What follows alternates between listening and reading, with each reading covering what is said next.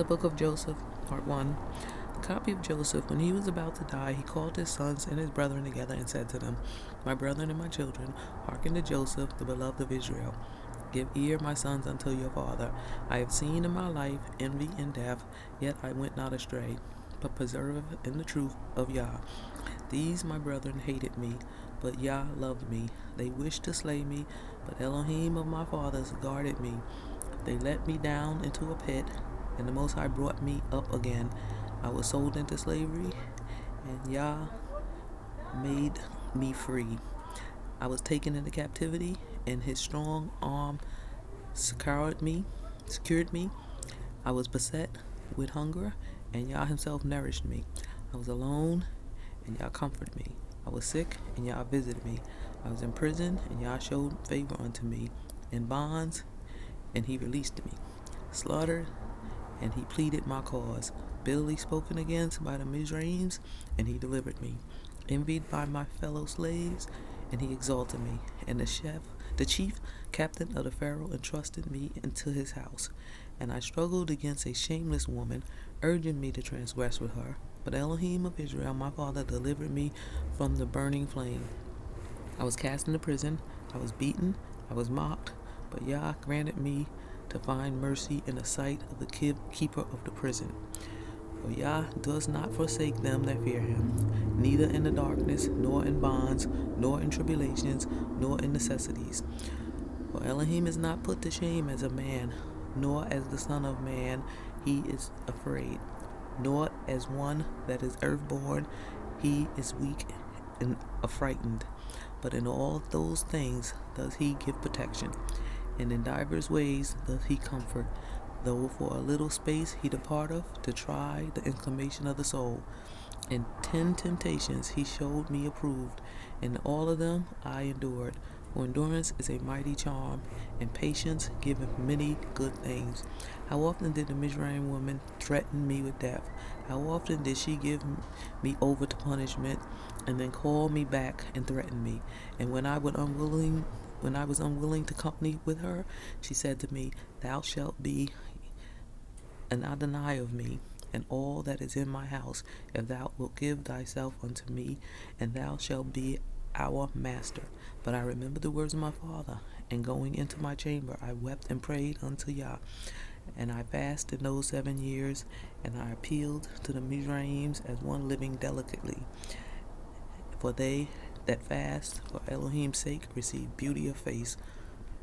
And if my Adonai went away from home, I drunk no wine, nor for 3 days did I take my food, but I gave it to the poor and sick. I sought Yah early, and I wept for the Mizraim woman of Memphis, for very unceasingly did she trouble me. For also at night she came to me under the pretense of visiting me, and because she had no male child, she pretended to regard me as a son. And for a time she embraced me as a son, and I knew it not. But later she sought to draw me into fornication. And when I perceived it, I sorrowed unto death. And when she had gone out, I came to myself and lamented for her many days, because I recognized her guile and her deceit. And I declared unto her the words of the Most High, if happily she would turn from her evil lust. Often, therefore, did she flatter me with words as a holy man, and guilefully in her talk praised my chastity before her husband, while desiring to ensnare me when we were alone.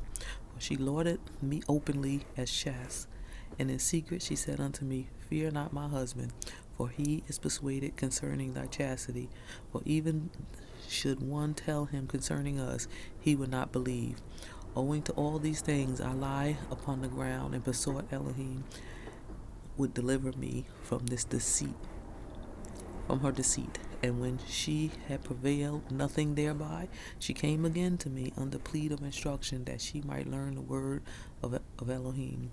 And she said unto me, If thou wilt that I should learn my idols, lie with me, and I will persuade my husband to depart from his idols, and we will walk in the law of Yah.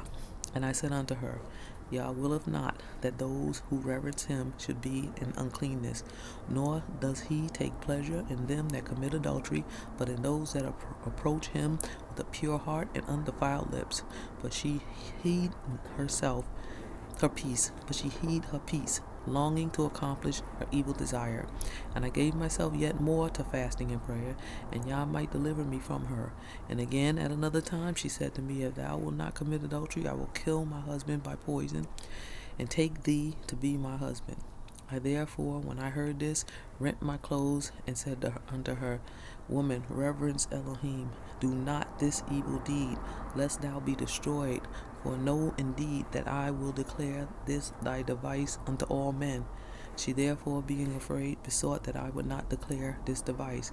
And she departed, soothing me with gifts, and sending me every delight of the Son of Men.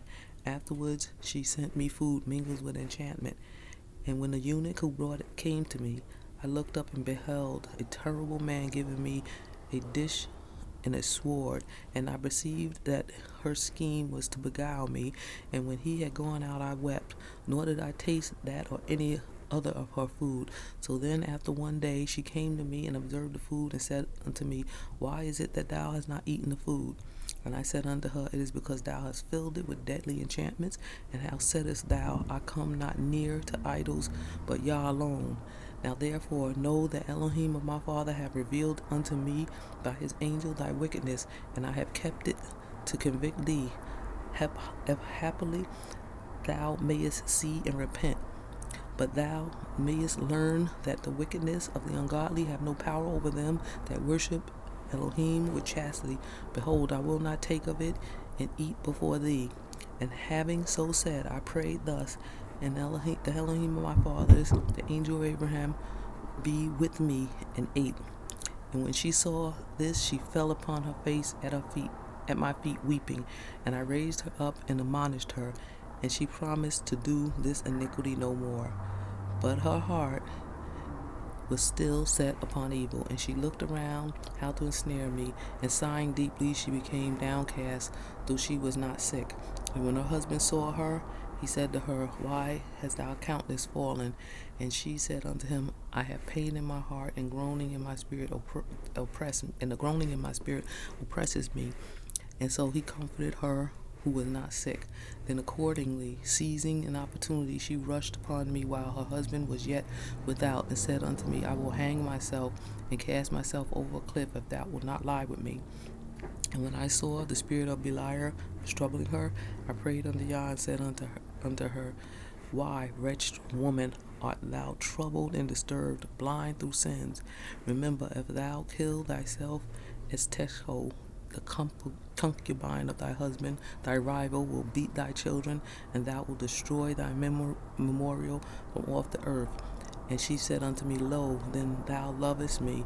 Let this suffice me. Only strive for my life and my children, and I expect that I shall enjoy my desire also.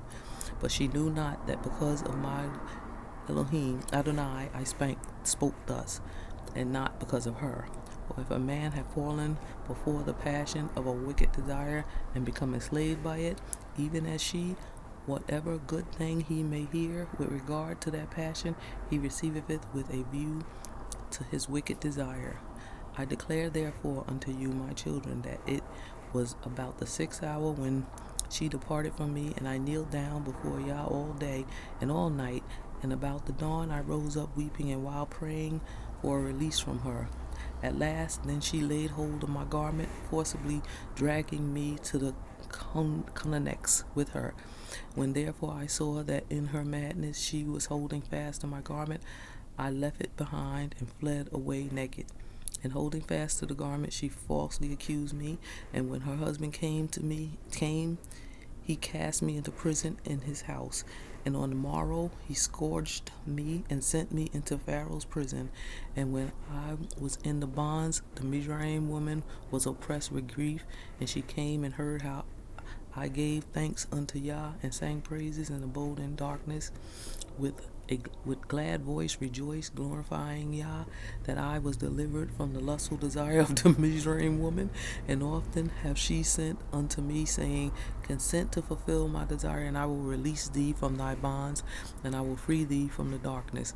And not even in thought did I incline unto her, for Yah loveth him who in a den of wickedness combines fasting and chastity, rather than the man who in a king's chamber combines luxury with license. And if a man liveth in chastity and desire also glory, and the Most High knoweth that it is expedient for him, he bestoweth this also upon me. How often, though she were sick, did she come down to me at unlooked for times, and listen to my voice as I prayed. And when I heard her groanings, I held my peace. For when I was in her house, she was wont to bare her arms and breasts and legs, that I might lie with her. And she was very beautiful, splendidly adorned in order to beguile me. And Yah guarded me from her devices.